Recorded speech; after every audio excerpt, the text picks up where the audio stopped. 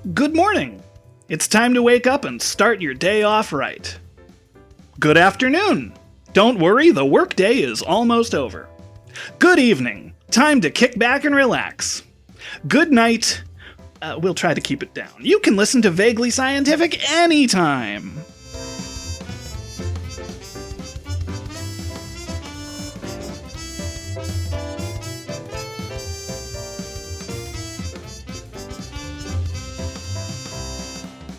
I am Derek, and I have cinnamon sugar swirls in every bite. Jim the scientist may not taste like apples, but we eat what we like. Hi, Jim. Cinnamon apple, it's the Wintermon, I don't know. There was a commercial from the 90s. Yeah. And our guest this week is great. Welcome back, Jonathan. Hi, glad to be here, even if I am sugar frosted. All the more reason to be here. Yeah. All the more reason to be here. That's why we invited you. Yeah. So this is the show where, in addition to being a balanced part of your complete breakfast, we answer the most ridiculous audience-submitted questions in a manner that we like to call vaguely scientific. But before we do that today, it is time for the fun science fact of the day. Jim? Okay. Is corn grass? Yes. What? Yeah. It's also one of the most heavily modified plants in human history, because for thousands of years it was selectively bred to become bigger and juicier and tastier, and all of its closest relatives are more like wheat with like little small hard seeds. So we really did a lot to, improve it with artificial selection. You could say its ancestry is a bit of a maze. I knew there was a joke in there somewhere. This joke of the day right there. That was good. The fun joke of the day. The fun joke of the day. Happy to contribute. Is corn like the biggest grass? Because Now that I don't know. Because I know like bamboo really can get to be really big. Oh, I forgot bamboo would count as grass too. Yeah. Wow. All right. Well, I'll never look at grass the same way. Mm-hmm. Should we talk about our first question this week? Yeah. I think that's a good plan. That's a great plan. Question 1 this week comes to us from Professor Carolus. It's a deep dive on that one. Is Kabutops a distant ancestor of Scyther?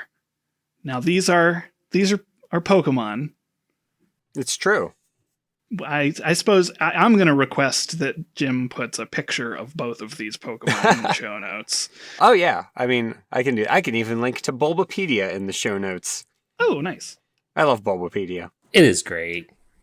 So just a quick description, because there will be a picture in the show notes, that they are both bipedal. And there will be a quiz. They're both bipedal things with like scythe-looking blades for arms, for like forearms.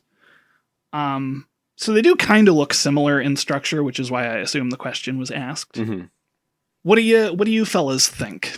Well, I know that I can't necessarily use this as a crutch, because the Pokemon world is a catastrophe, and but I started my research by looking at what both of them are based on.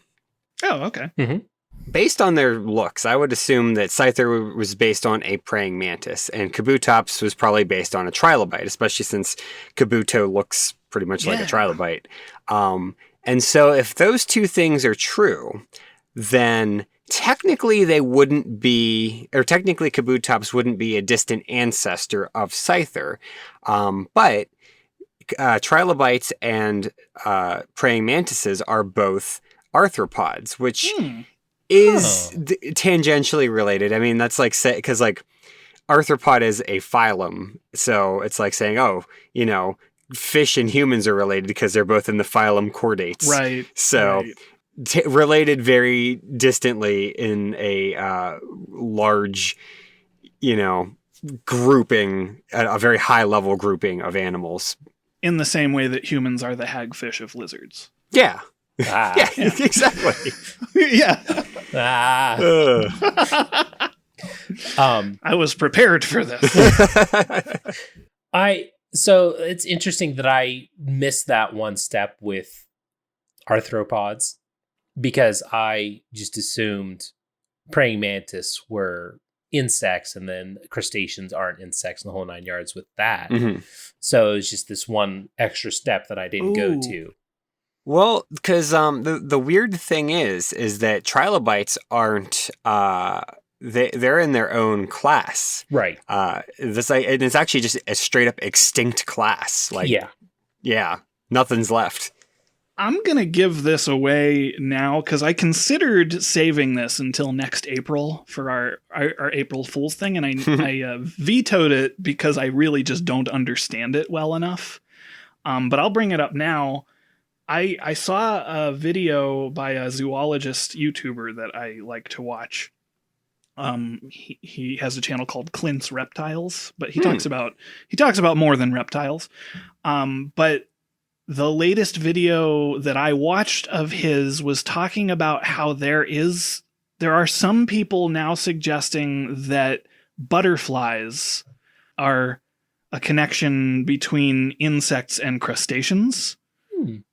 And I do not understand it well enough, but I'll find that video and send it to you. And so just because you said insects and crustaceans, and I was like, hey, there's a thing. Speaking of.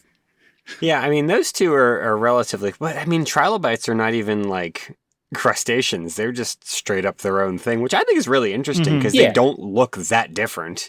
No. Yeah. I mean, if you look at them closely enough, I guess, sure, because they've got loads of segments and a lot of legs, but so does a centipede, So the biggest argument for Kabutops being related to Scyther that I found this quite a while ago, is because you're correct that Kabuto looks very much like a trilobite, and then evolves into Kabutops, which is weird, but somebody had cited that apparently the shiny variant color of Kabutops is green.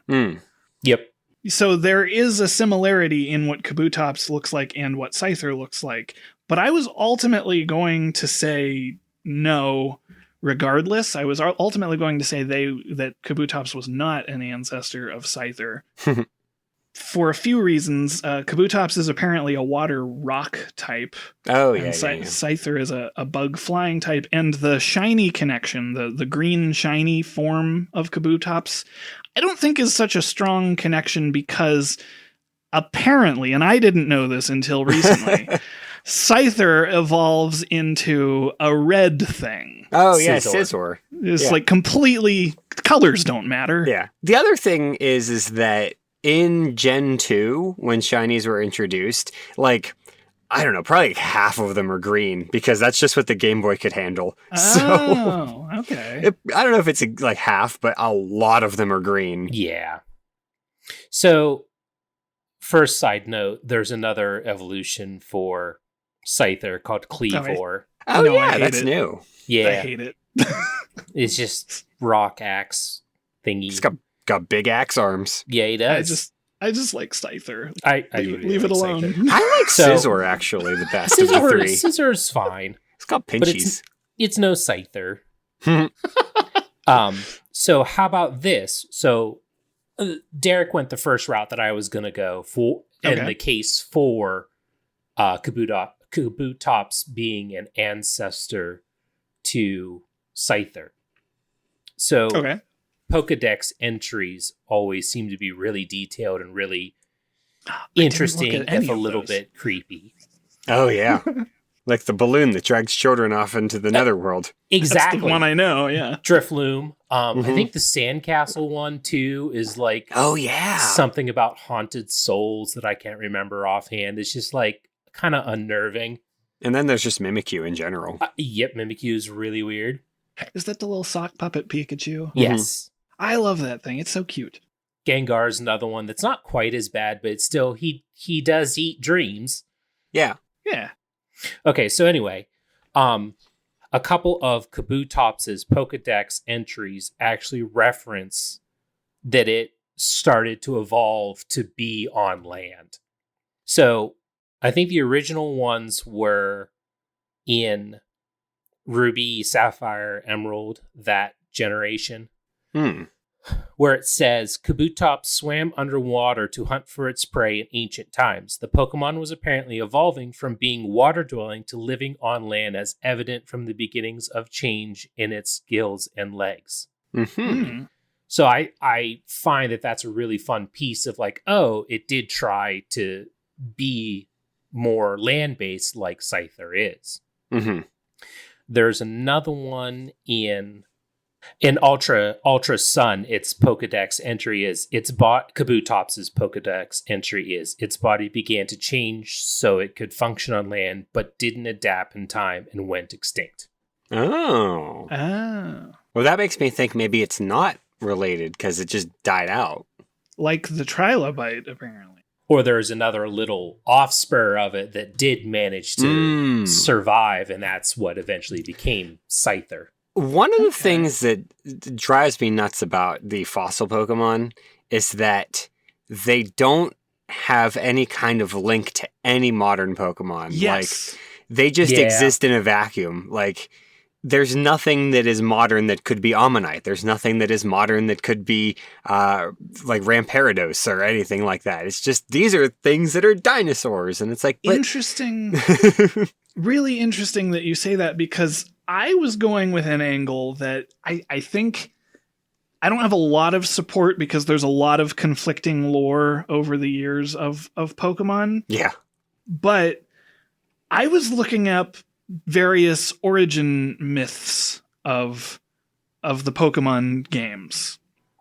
And there isn't, as far as I understand, you guys both definitely know more about all of them than I do, but as far as I could tell, there isn't one cohesive, like, definite creation story in the world of Pokemon, which is interesting to me, because I looked up if Pokemon evolved in the same way that life on Earth evolved. Spoilers, it definitely didn't. Oh, it didn't. But if it had, then that means that all Pokemon somewhere would have had some common ancestor. They do. They do. Yes. But, yeah, it's this Arceus. Well, how deep into Pokemon lore do we want to get? Because that was another video I watched. Not at all, because I was going to make a different point. Okay, go ahead. We can talk about that later, but that's not the point I want to make. I wanted to talk about the fact that human beings in the Pokemon world are not related to Pokemon. As far as I could find. I think Pokemon made humans, from, if I take the video correctly that I watched. Interesting. Okay. It wasn't, I think it was someone that Giratina made. Looks like a big slug with wings. Yeah, pretty much. So, Palkia, Dialga, and Giratina were created by Arceus. Arceus is like the god of Pokemon. But anyway, Giratina had control over antimatter, and then he made someone else that I think... Oh no, I'm sorry. It wasn't Giratina. Arceus made Latias, Cresselia, and Darkrai, and apparently those are tangentially related to the creation of humans in the Pokemon world. Huh. Darkrai sounds like a friend of mine in high school when he was going through his goth phase. His live journal handle. Yeah. Darkrai is a very cool looking Pokemon with a terrible name. Yes. I agree. I'm looking at a picture of it now, and I agree. I think that one of the problems that Pokemon lore suffers from is the fact that there are these like all-powerful Pokemon that just any random child can enslave. Yes. And literally God. Yeah, and it's one of those things that really helps to put into perspective the fact that Pokedex entries are just full of it. And it's hard to trust really anything they say, because it's like, oh yeah, this Pokemon has been seen breaking the sound barrier, and then it never does it, like, in the sight of anyone, ever. So... And then there's a lot of them that are just like, if you stand next to it, your skin will melt off. And it's like, well, then why am I standing next to it? Why am I Its breath is 3,000 degrees. Well, then why are we letting them throw fireballs at each other? They will all die. Doctor, it hurts when I do this. Well, don't do that. Yeah. I think Slugma is the big one that's like, its body is 3 million degrees. And it's like, then why is it on land? Yeah. An explanation I heard for that type of thing before was that most of the Pokedex entries were like supposed to be the in-world folklore. So kind of like if we were to I'm trying to think of a like flying reindeer. Flying reindeer, or in our dumb canon, if you stand next to a koala bear, it might spontaneously explode, you know? Like, that's not true about them, but it could be in a Pokedex entry. Yeah. Well, that Pokedex sounds vaguely scientific then. They kind of are, yeah. Yeah. Well, on that note, though, one thing that I have heard here and there, and some of it's anime canon, which is not the same thing as like the games. And some of it is also like, you know, things that have been read between the lines based on Pokedex entries and things like that. But I've often heard that all Pokemon are related to Mew in some way. I've frequently heard that Mew might be like the Pokemon that all other Pokemon have spawned from, except for I think that the implication is that all of the non-legendary Pokemon came from Mew. Yes. So things like Arceus and Dialga and whatnot, those wouldn't have done so. The ones that conflict, that contradict the rule, right? Yeah, yeah. But if that's the case, then Mew would be like what the scientific community would refer to as the last universal common ancestor. Okay. If that is the case, then there is no necessary reason for Scyther and Kabutops to be in the same lineage, because they still could have a common ancestor. Well, I mean, same with life on Earth. You know, all life on Earth would have a common ancestor, but you know, we aren't necessarily directly related to lobsters, for instance, unless you go all the way back to like the start. Yeah. Yeah. So, at no point are you descended from anything that was a lobster. Yeah. A little more than 6 degrees of difference. Although we're all turning into crabs, if I understand the internet correctly. So carcinization, yeah. Carcinization. There we go. But how many steps away from Kevin Bacon are all the Pokemon, though? Well, we could find that out very easily by looking at the IMDb page for the voice actors for Pokemon and seeing which ones have worked with Kevin Bacon. I mean, we could do that. That's listener homework. Your best bet's probably going through Ash's voice actress. Oh, yeah. I mean, she's been in everything. Yeah, she's done a lot of stuff. Mm-hmm. Original voice actress.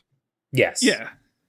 Well, do you mean the English dub? Yeah, I was thinking specifically the one from like when 4Kids was dubbing it. Yeah. Yeah, that's who I was thinking of. Mm-hmm. Don't remember her name, but someone will tell us. So I don't know how valid this is because, as Jim has already expressly stated, there's a lot of different canons for Pokemon. Mm-hmm. But one of the things I came across was that Scyther is allegedly supposed to have been around when Kabutops, like before Kabutops was extinct. So, like, Scyther is supposed to be that old of a species of Pokemon. I don't know if that's true or not. But if that were true, if I could verify that, then that would be definitive. No, they're not descended from Kabutops. Yeah. Another thing that I noticed is that Scyther and Kabutops are not in the same egg group, which means they cannot breed with each other. So that would make them pretty distantly related because egg groups can be very broad. Wailord and Skitty are in the same egg group, so they can breed with each other. Yeah. I was just going to bring up that like egg types in Pokemon is very weird. Mm-hmm.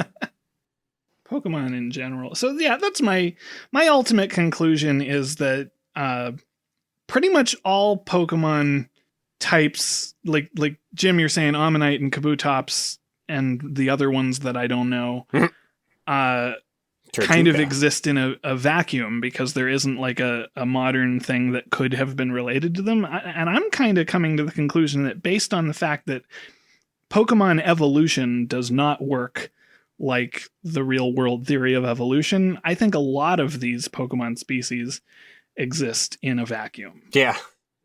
They seem to have spontaneously arisen from, like, fully formed from Zeus's head. Athena came from Zeus's head. Yeah. Yep. I also want to say that there's not a ton of genetic diversity in a single Pokemon species. No. And I mean, there's not a ton of diversity between species as well, because like really, really different looking creatures can breed with each other, like Wailord and Skitty. Like, yeah, you can't get more different than that, if you ask me. Yeah. Gotta look up Wailord now. It's Wailord's exactly like, what you would think. Yeah, it's a whale. It's like the biggest Pokemon. I don't know if it is anymore, but at the time I think it was the biggest. Is that? Oh, that's related to that other one, that Wailmer. I've seen Wailmer. Okay, I'm caught up. Ultimately, something new in the most recent generation of Pokemon actually may answer this question. And they've actually finally introduced the concept of convergent evolution, which in the real world is the idea that different things can evolve to be similar to each other because they're trying to fill a similar niche. And so Is that like crabs? Yeah, like crabs, actually. So Okay. in Gen 9, there are these Pokemon called Wiglet. And Wiglets look a lot like a white, long, skinny Diglett.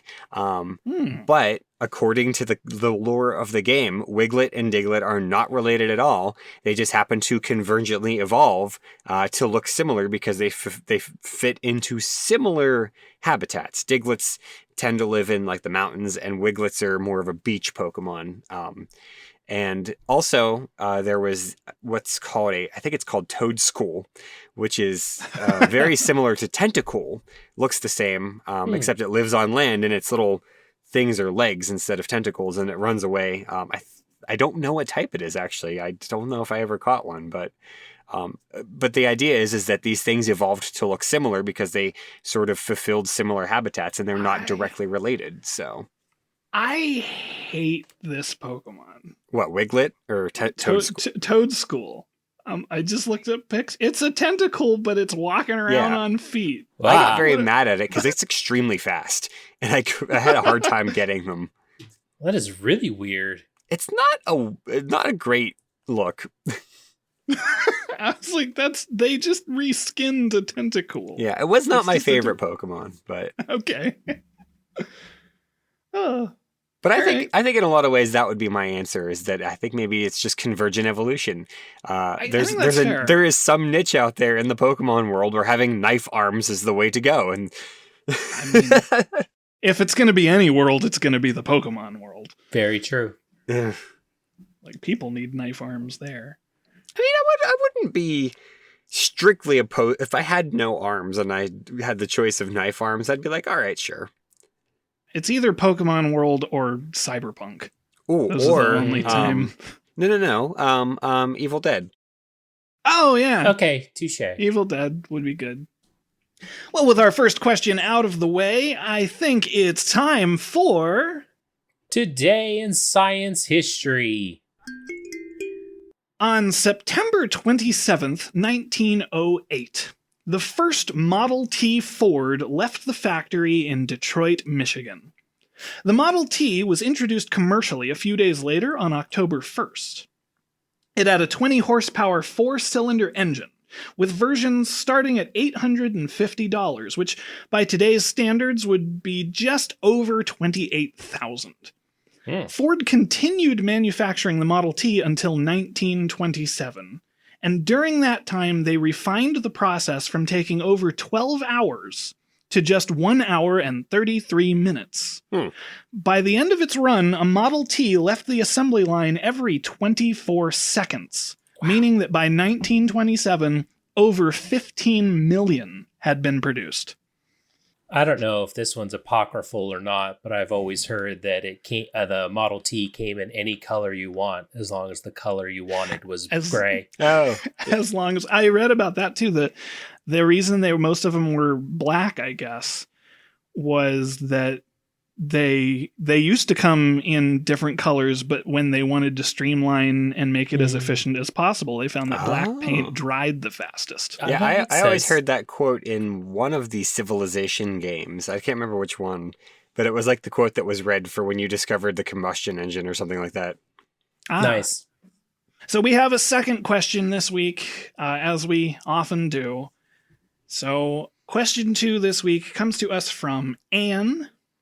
If there were people who could control elements like those depicted in The Last Airbender, Captain Planet, and any number of other sources, but they could control elements from the periodic table instead of the Platonic elements, what would be the most and least useful? And what are some weird or interesting things you might be able to do with them? All right, Jim, go ahead and tell us about hydrogen. Well, I think it's important to remember that hydrogen is in water. So I assume if you could control hydrogen, that you could in turn control water to some extent. Okay. Also, hydrogen makes up, I mean, it's in boatloads of organic molecules. Like, there's so much hydrogen in a human body. It's like tied to your DNA and tied to the proteins in your body and like your ATP. Like hydrogen, and you're filled with water. You're 70% water. So if you could control hydrogen, I assume you could like marionette people around. Ooh. Well, yeah. Or oxygen, I suppose. But that's what I was thinking about as well. And I was trying to think out how would that scale. So obviously hydrogen weighs a lot less than oxygen. Mm-hmm. And there might be 2 hydrogen, but even 2 hydrogen is still 2/16, so 1/8. It's still only 1/8 of the mass of water. So I don't think if you can control only hydrogen, you would be able to move water in that instance. Because you're trying to move 1/8 of the total mass. Right. Although I think molecule. It depends on like how much control you have. Right. I mean, that your strength and that whole argument is another big part of it too, because as we saw in Airbender, for example, because what started me on this train of thought was in Airbender, how blood bending was a power that you could use. That's what I thought of, yeah. Right. But it was also very dependent on your strength as a waterbender, the cycle of the moon, which makes sense, but also is kind of irrelevant for this element argument, I guess. But it's also how strong you were as a bender. So again, the whole strength thing makes sense of whether you're really amazing with hydrogen or you're kind of crappy with oxygen. That is probably part of it as well. But you'd have to be 8 times as good with hydrogen than you are with oxygen. So that's still a big difference for that specific example. You know what you could do with oxygen is you could make like a bubble of air around your head and go in the water. You could do that. Love to do that. You could also like rust things and make things decay like True. That. You could make some really incredible fires. Yes. Yeah. I don't know how Derek might know more about this because you've actually done scuba diving, but like I don't know. You have to have the right mixture of gases to go deep into water. So the main thing that you have to keep in mind, it's not so much the mixture, but it is that the deeper you go, the more things compress. And the biggest thing you have to take into account is that when you ascend, you want to make sure that you're exhaling. Because if air expands inside of your lungs while you're ascending, it will just cause them to pop. Like grapes. Oh, yeah. I wonder if that's like mostly nitrogen. I was thinking about the bends and like if you could control the air in your blood to not get the bends, but that would be like a nitrogen. I mean, there's going to be nitrogen and oxygen, so you can't. If you only get one element, you can't stop from getting the bends. Yeah. Well, that was it. I was looking at how many of these would you need to be able to control more than one element, because elements by definition are one single part of everything. Right. If you could do oxygen and nitrogen, then you would just be an airbender. So that would be the simplest one right there. Again, going back to the bloodbender argument was, well, what about iron? If you could control iron, would you be a bloodbender? Because that was how bloodbending worked. I thought about that because I'm Toph. No, that's right. I'm sorry. Bloodbending wasn't iron. It was the water in your blood. Iron. That's completely different. But it got me started on thinking about controlling iron in your blood. Well, there is iron in your blood, right? But I mixed. We're on a vaguely scientific show. We're talking about nerdy things. I need to get my nerd cred right. Oh, that's fair. You don't want the internet to get mad at you. That's Ryan's thing. So, yeah, I was thinking about iron because the Toph, the earthbender in the original show of The Last Airbender, eventually figures out how to bend metal because Earth is made up of different minerals. So, like, kind of, she already can bend iron. Right? Right. So I think that goes back to our other argument of strength. Toph was amazing bender, and I don't doubt that she was any bit of an amazing bender with the whole metal argument. There's earth in metal was the argument that they made for earth bending metal. So it's just this degree of difference between, like, metal might be part of the earth and you might be able to bend it by this extension. But then there's this another degree of separation with such a not small amount, but the diluted iron in your blood that's just too many degrees of separation for her to be able to do blood. Interesting. That's how I always interpreted it. So it's almost like they kind of came at it from the other angle, where I'm saying Earth is made of minerals. They were saying the minerals have earth in them. So it's like kind of backwards. I think that was their argument because, again, they didn't have super refined metallurgy in Avatar times. Right. That specific Avatar. Yeah. Right. I'd have to do a little more research to see the exact reasoning why she could bend metal. But I think it was kind of mostly explained as like, well, it's still earth or there's impurities in it, because I remember her when she was trapped in the cage, when she learned to metal bend, there was something about how she viewed the metal cage that Toph was in as still having metal earth in it. Yeah, there are justifications in the show for that. And the other one that is, I think, a little more unrelated to its source would be the lightning bending. And I'm pretty sure they justify that somehow, but I can't remember what it is. Oh, right. I forgot that it was a thing. Yep. Because it was an offshoot of fire bending, which... Right. So I was looking at air bending.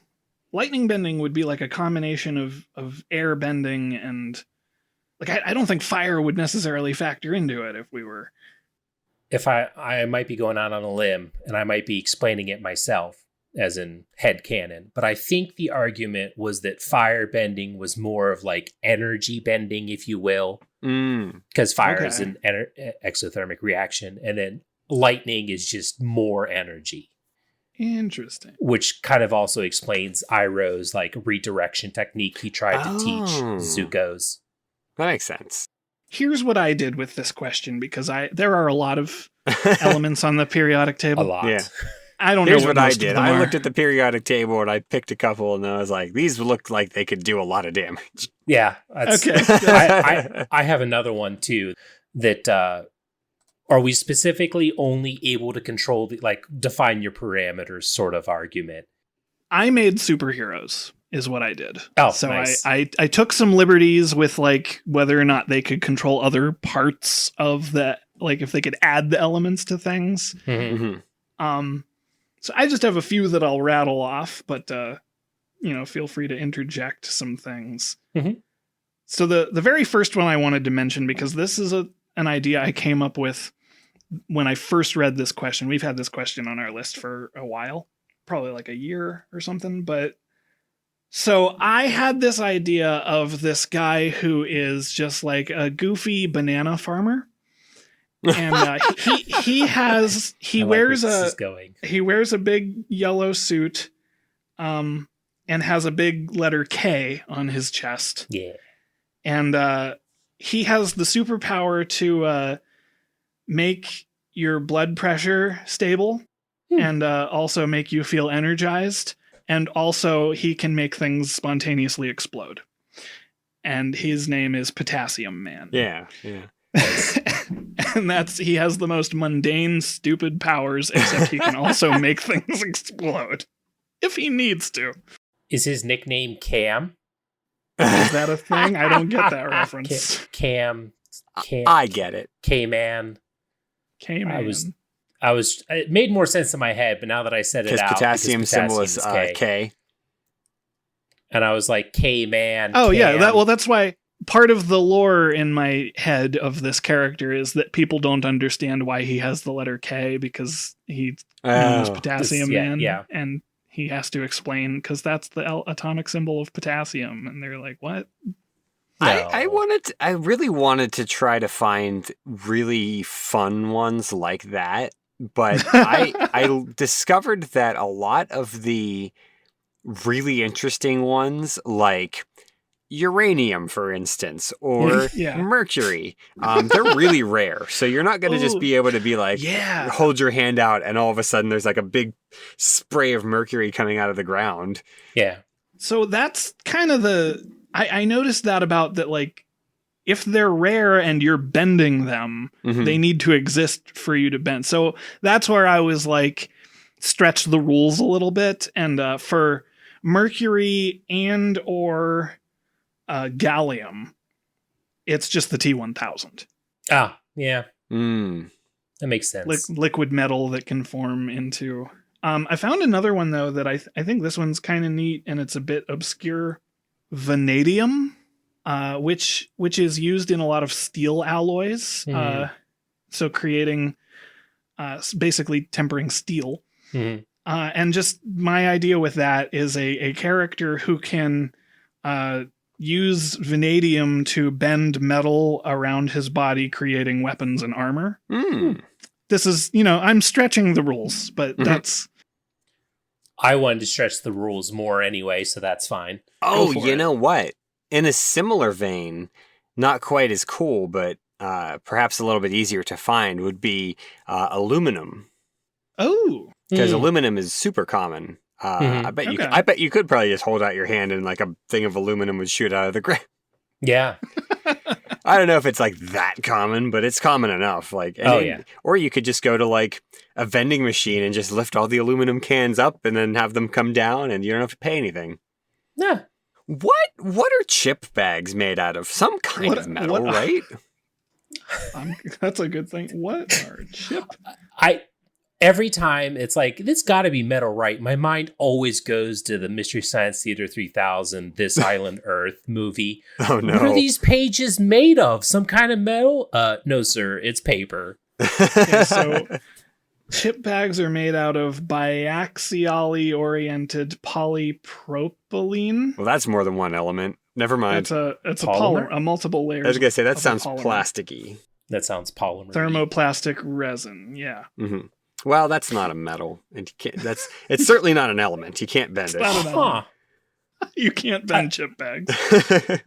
Apparently, it's been too long since I've looked at a periodic table, because like I knew we had americinium, europium as those lanthanoids, actinoids. Yeah, we're up to like 120-ish. This one I'm looking at now has 113 as nihonium. I didn't know Japan got an element now, too. Moscow has one, too, apparently. Interesting. And Tennessee? Tennesseenium. That's literally what it is, 117. Yeah, it surely is. Tennessee. We've discovered... The one on Google goes up to 118. I don't know if they go higher than that. Yeah, that's the one I'm looking at, too.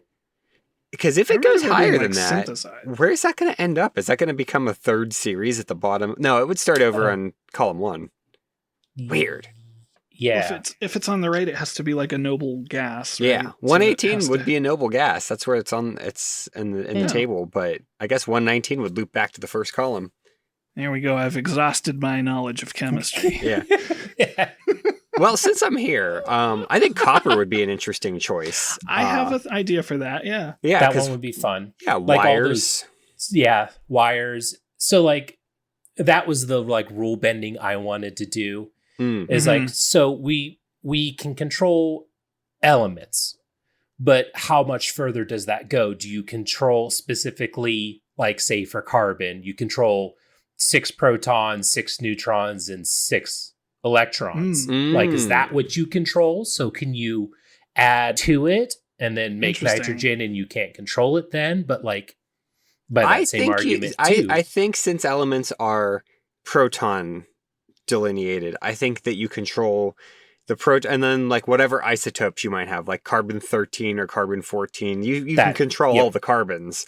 As long as it's got 6 protons, you're good to go. That was my other tangent that I talked to Kate about. It was like, well, what about isotopes? Can you control isotopes? Yes, because elements are proton specific. I was even going to say if you could control copper, I was thinking you could choose to pass a current through copper. Oh, right. Interesting. For my superhero idea. Could you control electrons? And if you could, like that same idea with copper, if you can control the current, can you control electrons? And if you can you take like neon and kick an electron out of its valence shell, and then suddenly become Gambit because you have all this energy that you can just control? See, I think no, because we are controlling the element, and the question specifies like, oh, as in like Avatar or Captain Planet, you are moving and shaping, but not necessarily changing like their ground state or anything like that. So that's kind of where I was leaning to, but it was just I like it though. Right, it was interesting. It's like, oh, well, you could do that. You just have all this energy that you can like make atom bombs with.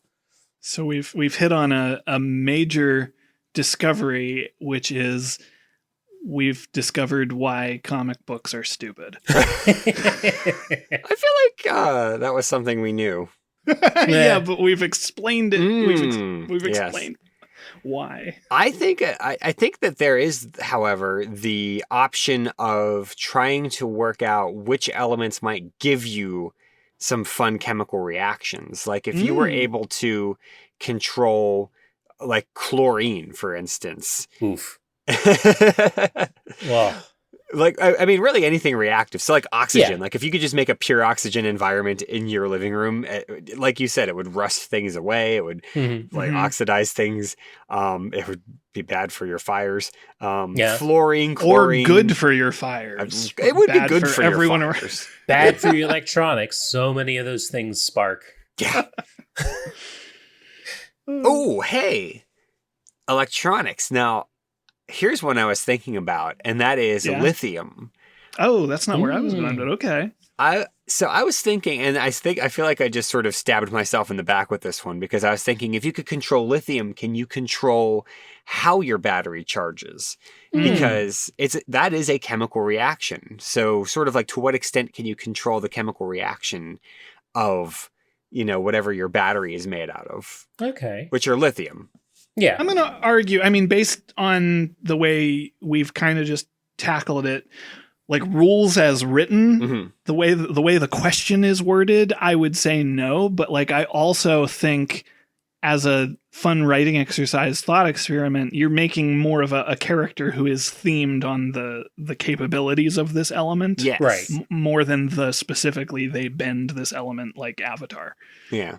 So like, I like that. Yeah. You could be a doctor whose power is to move iodine from place to place and sterilize wounds. And that would be neat. Because another one I had when you said you were talking about electronics, I thought you might say this. I was thinking silicon. Oh.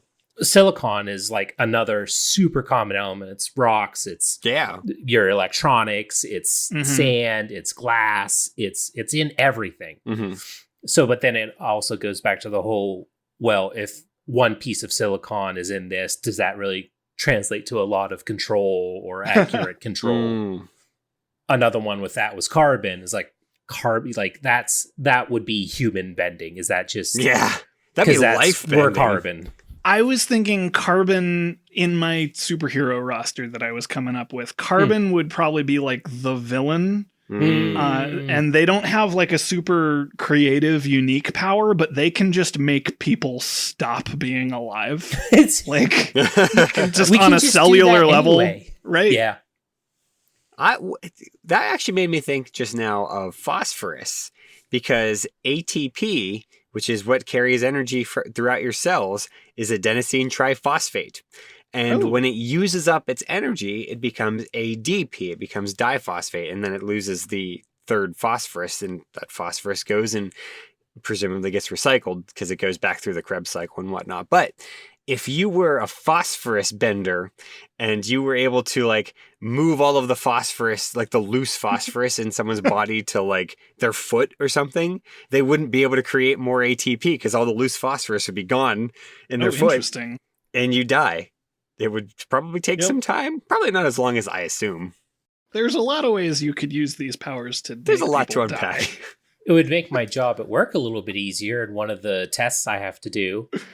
Oh, because we have to do a total phosphorus test. For waste treatment. Yeah, we run a test to see how much total phosphorus is in the water that we're after we treat it. You know, if you were able to manipulate lead, there's still quite a bit of lead in our atmosphere, and if you were like a lead hero, you could fly around and just make all the lead go away. That would be nice. I think so. Do we want that? Is that a thing we want? Yeah, we don't want lead. It gives you lead poisoning. Oh. Another one. If you got rid of lead, would it not like negatively impact the balance of? Well, not like get rid of it. I just mean like make a pile somewhere. Okay. Air purifier. Yeah, get all the lead out of the atmosphere where it shouldn't be and just make a pile somewhere and we can use it for stuff. Okay. So along that lines too, having just had to do a house inspection, radon's another big one too that we have to worry about, especially where we are. Is radon an element? Yes, it is a noble gas. It is the bottom of the noble it's 86. gases. Well, not anymore. 118. Fair enough. But radon is a very big leading cause for lung cancer. Mm-hmm. And so a lot of houses that are like, I think in northern US, where there's a lot of like mines and whatnot, tend to get radon leak and whatnot into the houses that have basements. Yeah, tend to have radon leak into them. So I just did something that I am surprised I didn't think to do before this. I just looked up a list of all the elements. I'm sitting here looking at them. I know you both have done this, but like I really feel like I should have done this before we started recording. So I came up with two more. Helium. I didn't think of helium. I just really feel like that would be the real default kind of low powered character, but they can use it to be lighter than air. Yeah. So they can fly. I skipped hydrogen and helium because I don't think there's that much that you can just tap into. Interesting. Because it's lighter than air, so it actually just floats out into space. Fair. But I don't know. Maybe I'm wrong. I just know you like talking about hydrogen blowing up, so I figured that was going to be... It's fun, but there's not that much loose hydrogen. My brain... If we all filled our tires with hydrogen, there would be plenty of hydrogen for Hydrogen Man to play with. Yeah, but we shouldn't do that. My brain seems to want to go to like what would be good jobs if you could bend these elements. Okay. Helium is like, he's just going to be a party clown. Makes balloon animals. I'm sure there's better jobs. I know there's better jobs, but that's immediately where my brain went. Chlorine Man would be immediately banned by the Geneva Convention. Oh, for sure. Either that or he'd work very lucratively in wastewater. There's a lot of chlorine disinfection there. True. So I was thinking that the person who controls nickel would not be allowed to go to casinos where they have 5-cent slot machines. Okay, I'll go. Oh, however, there's my dumb joke for the day. Well, piggybacking off of that joke, as I understand it, I think most of our money is actually made of zinc now, in the United States at least. So if you controlled zinc, then you actually I know pennies are primarily zinc with just like a copper shell around them. I believe they used so, to be yeah. copper. Yeah, I don't know about the other three, but I'm pretty sure that there's a lot of zinc in our money. So you could probably like put a quarter into a slot machine and then like to pull it back out. So. Mm-hmm. A la, sort of like how Bender does in Futurama every time he has to use anything coin operated. Yeah. Except you wouldn't need the string. You just... True. You could just hold out your hand and all the money and all the change in a bank would just fly into your getaway car. Yeah. So he's Carbon's secondhand man. Yeah. He's the less powerful, like, henchman villain. Okay. Another one, going back to Silicon, that would be really interesting to have that job as Silicon bending in like the computer industry and like chip manufacturing and all that, see what they could do there. Yeah. And another one that I also thought of was neodymium. Ooh. That would be really interesting to see like what they could make with super magnets and like superconductors. Did we talk about iron yet? A little bit here and there, Vaguely. but we didn't spend a lot of time on it. Because like iron is a pretty important metal. Like I know that it's generally not used on its own anymore, but it's alloys with a lot of things, and I feel like you could do a lot with iron. And or you could just make fences, just wrought iron fences, rows of them. They'd hire you. Would they be bend iron fences then? Yeah. The only other interesting job I can think of off the top of my head would be platinum, gold, and silver. Like if you could bend any of those, you'd be really good jewelers. If you could bend silver, you'd probably be good at surfing. Silver. Yeah. There's the joke. Go, Jim. Go. I was actually thinking that you could be potentially a very good jewelry thief, because you could just be walking down the road and just zoop, zoop, zoop and plucking rings off of people's fingers, or lift the necklace. That one may be a little more challenging. I guess if you could unclasp the necklace with your gold bending powers and it would just drop off, you just go around robbing people and they'd never even notice. So another one along that argument is like kind of going back to the whole power argument is vanadium, molybdenum, maybe chromium. Molybdenum, number 42. Yes. The answer to the question. Yeah. Yes. I think those three, vanadium, chromium, and molybdenum. Anyway. Molybdenum. I'm gonna stop. Molybdenum. It's just so much fun to say. Molybdenum. Molybdenum. Okay. That might be the episode title, but not a question this time. I don't think I can get away with that, but... Those three, I think, are used in catalytic converters on cars. Oh, yeah. That's why people steal those. Yeah. So that would be an interesting one, too, to be able to, like, how much control do you have that you could just steal those out of cars as they pass by? Well, kind of like, copper, you could do that, too, because copper's really valuable. Mm-hmm. Yeah. People steal the copper out of other people's basements sometimes. So I want to bring this up. I don't want to spend a lot of time on this because this has an extensive Wikipedia article that you can read, but there are some characters, I think they were Silver Age characters. They've been used here and there from DC Comics called the Metal Men. Metal Men were like these, I think they were robots, but they were created by a scientist named Dr. William Magnus. And they were gold, iron, lead, mercury, tin, and platinum and those were their names. And they had personalities that allegedly were supposed to mirror the kinds of metals they were made out of, but they also possessed abilities that were supposed to reflect those metals. So I'll read a couple of it. So gold could stretch, had super stretchy abilities. Iron was super strong. Lead could block radiation by morphing into shields, which is a very niche ability, but like probably useful in a superhero world. Yeah. Mercury could melt and pass through small spaces, so T1000.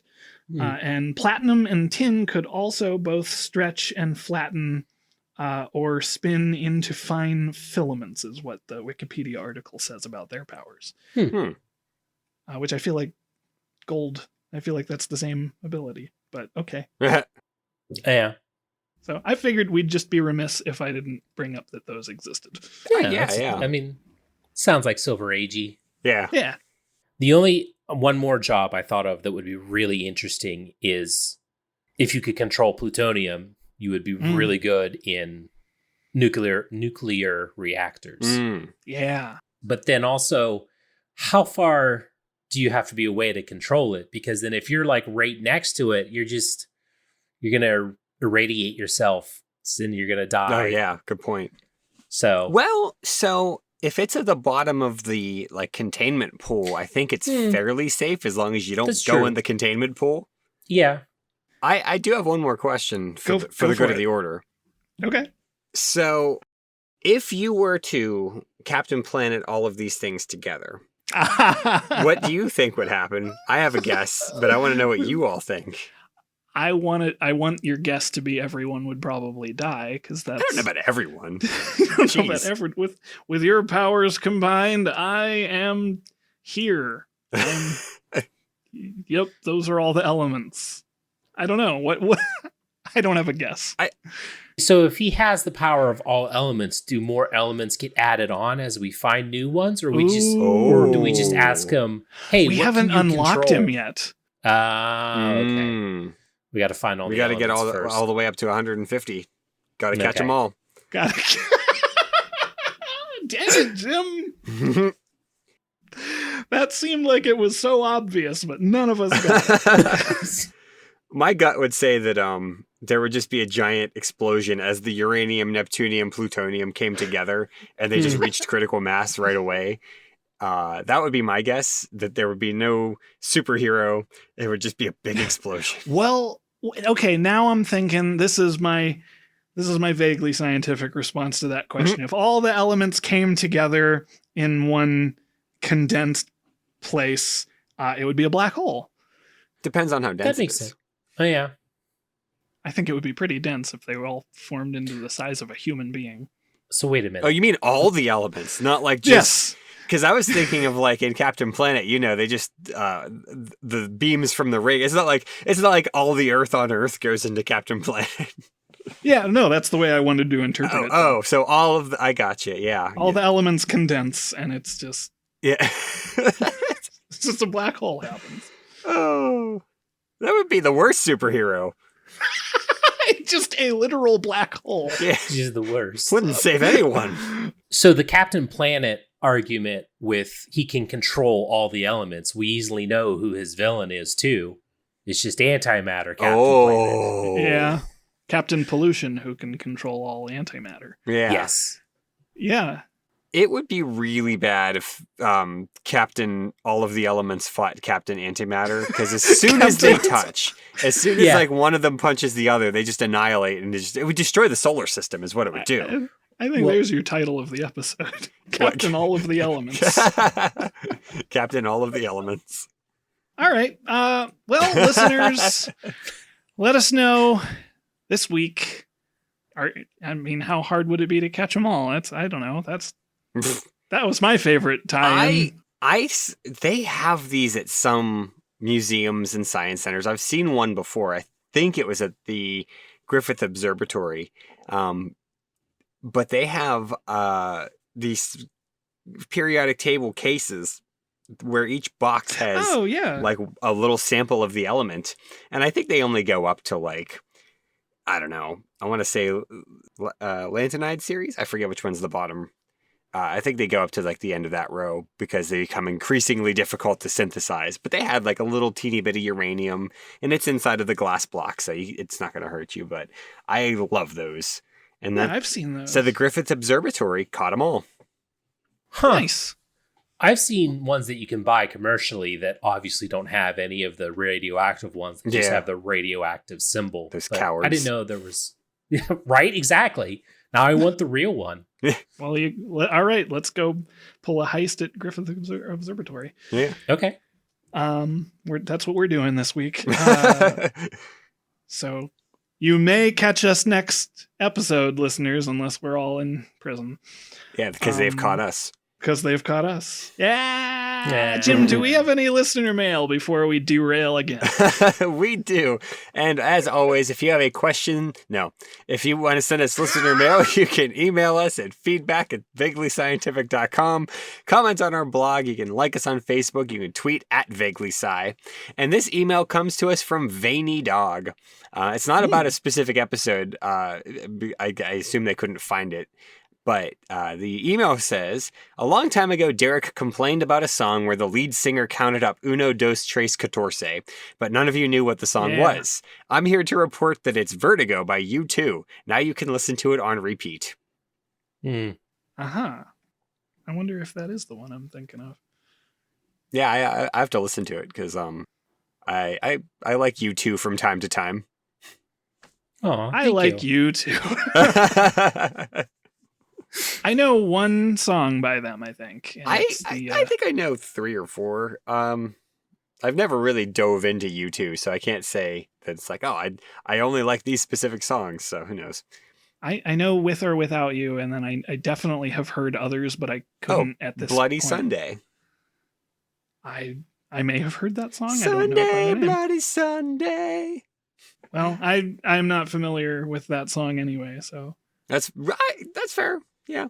Well, thank you very much for these song recommendations. And if you have a question that needs to be answered in a vaguely scientific manner, please email us at questions@vaguelyscientific.com. If you want to get our episodes the minute that they're released, you could subscribe to our podcast on Apple Podcasts, Google Play, and all the other great places that cool podcasts like to hang out.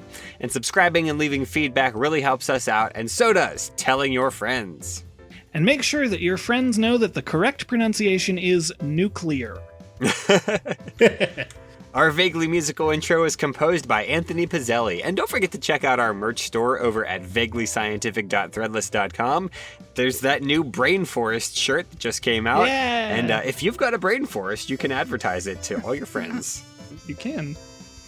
Invite them in and welcome them. And I should say, you don't have to get it on a t-shirt. You can get it on a mug or something. I don't care. Yeah, we always say shirts, but they're just designs. Yeah. So thank you to Jonathan for being our guest this week. It's always a pleasure. Thanks for having me. It's always fun. For Vaguely Scientific, I am still Derek. I've been Jim.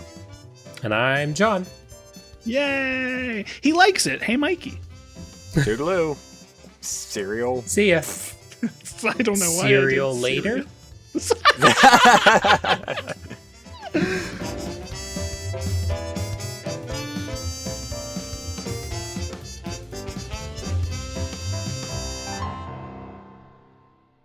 Can we put a link in the show notes to the Tom Lehrer Elements song? I don't see why not. Okay. Because I was trying to sing it and I don't know it, but it's... What about They May Be Giants? They may that's be. a good one too. They may be giants. They may be giants. I don't know. There's a lot of science songs. I was listening to Triangle Man today. That is neither here nor there.